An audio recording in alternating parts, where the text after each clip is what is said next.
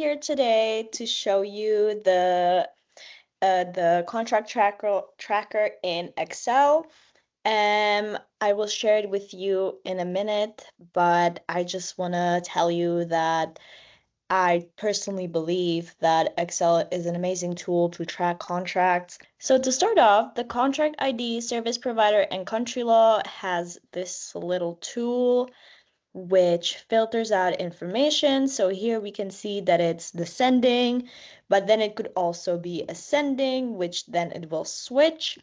And so this way, this spreadsheet can easily track contracts by country law, and Art for Nerds can see what jurisdiction their contracts are in.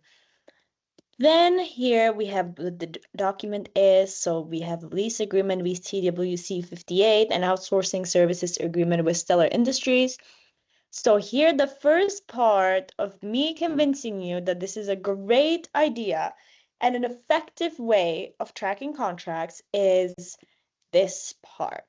So here we have start of contract date, and then we have end of contract date, and days till contract end. So these three cells of 14 EFG are just an example. As here I have a little text about it as well. So these three cells are just an example. I have used those for demonstration. So here we have, I have used the today function, which automatically shows every day how many days are left. So here we have 758 days and 289 days. And then the example is 77 to demonstrate how it is 77 days left. So this function has a conditional formatting tool. So basically, if it's under 90 days, it's going to turn red. The cell is going to turn red because it's like a reminder that in 3 months this contract ends. If it's, however, if it's on between 90 and 180, then it's going to be orange. And so it's a 6 months reminder, and if it's above 180, then it's green, as here you can see with the actual contracts provided to me. The status of these contracts are currently active. The renewal option is a yes, which I will talk about a bit later. Then here we have total financial exposure. So for Stellar Industries, it's 25,000 euros, which is paid annually.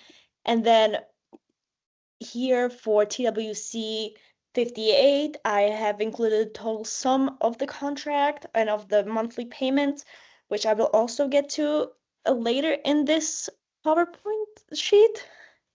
Then here I have counterparty financial exposure. Sorry, I will just expand this cell a bit. So I have calculated a potential financial exposure for the counterparty. So here it would be 20,000 euros for TWC 58, just in case there were damages, delays, any sorts of things like that. For Stellar Industries, I calculated 50,000 euros, which is if Art for Nerds was not to pay it on time or at all, then Stellar Industries could sue for double the price, which would be 50,000 euros. So here the materiality score I chose is high and medium. So for TWC, obviously there is a lot of money inputted in there, and assuming that these premises are boosting revenue of the company, I have given it a materiality score high. And for Stellar Industries, it's medium because although the company is only paying 25,000 euros annually, and this current contract is for 1 year or 1 year and without 1 day. And however, because the counterparty financial exposure is quite high, I have given it some common ground in the middle, which would be medium. So currently for TWC, there is an action required. However, for Stellar Industries, there isn't. So the critical action date for TWC is on the 1st of July. Here is the payment, and here is the action required in days. This is another tool I will show you in a second. So here I have provided another example. If there was an action for Stellar Industries contract on the 1st January 2025, here it shows how many days till the date. Once again, it automatically shows. So, and it also uses conditional formatting. So if a date is under 30 days, it will turn red. However, if it's above 30 days, it's going to be green. It's a 30-day reminder. So here we see the next payment is due in 14 days, which is why it's red. So the second section is the lease agreement, Art for Nerds, and TWC. This has some relevant information with descriptions, also the different months and the rent for them.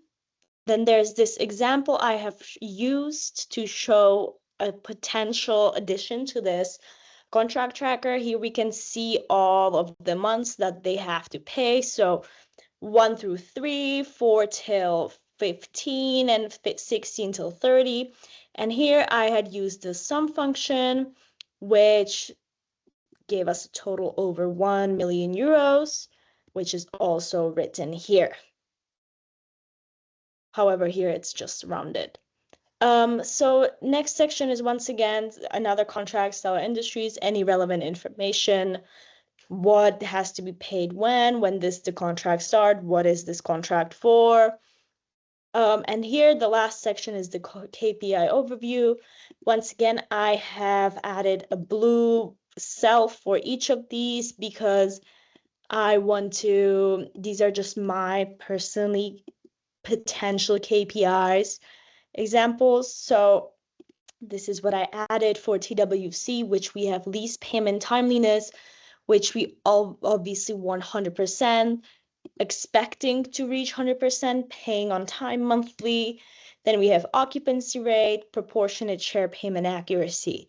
Now for Stellar Industries, we have monthly report submission timeliness, which is what the company requires to submit monthly reports, which target value is 100%, measured value is once again 100%. This comment section is left empty because there is no comment to add for these sections. Then service quality compliance rate, which is what the company pledges for. So once again, there's these values. And for issue resolution time, let's say the target value is within 5 business days. However, we can maybe do it within 3 business days to solve this issue. And a potential comment that I have added could be payment delayed due to an error. So this is my pitch. I genuinely hope you like it. It has a lot of tools that can be used for tracking. If more contracts are added, it's going to look much more effective. However, this is what I did with the 2 contracts provided, and I still believe it is genuinely a great tool where all contracts can be tracked.